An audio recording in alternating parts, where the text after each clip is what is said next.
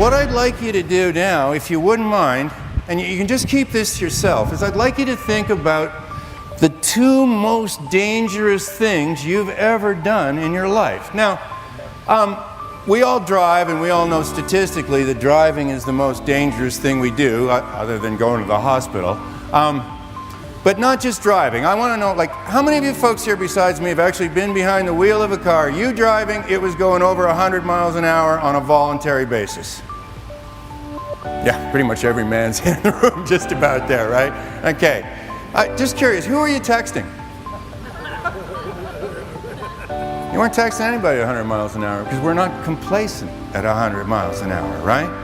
Plus, at 100 miles an hour, I think you'd all agree, you got to be looking for cops, right? So it's no time for texting.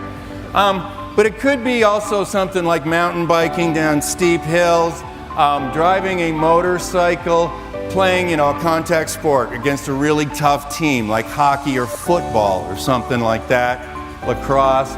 Could be something, cliff jumping, cliff diving, skydiving, scuba diving, skiing, snowboarding, all that kind of stuff. Just think about the 2 most dangerous things you've ever done in your life. Okay?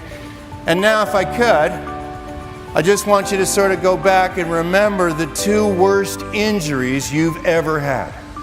And if you wouldn't mind, please put your hand up if those things match. 1, 2, 3, 4. 4 out of 400 people.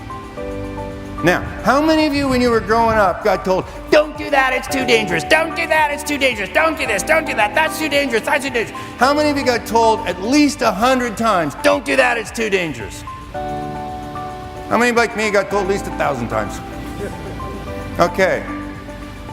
And yet, when you look at your 2 worst injuries, that's not where they came from. Now, think about those 2 worst injuries again, and if I asked you to rate your level of complacency on a scale of 1 to 10, how high was your complacency on those 2 worst injuries? Were you thinking about what you were doing, or were you thinking about something else?